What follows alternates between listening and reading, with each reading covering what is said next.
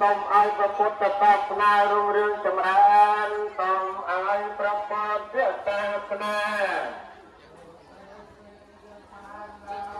សូមឲ្យលោកទាំងមូលបានប្រកបដោយសន្តិភាពព្រះសច្ចមុនីសម្ពុទ្ធអានាទេសន្តិបរាំងសុខាំងពុំមានតែក្តីសុខដតីអំពីតែក្តី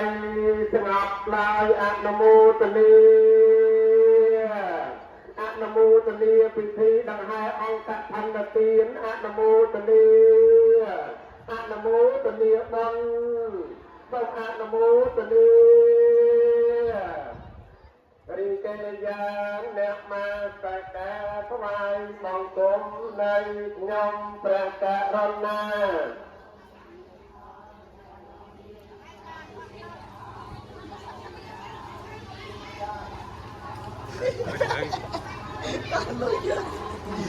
យ៉ាខោ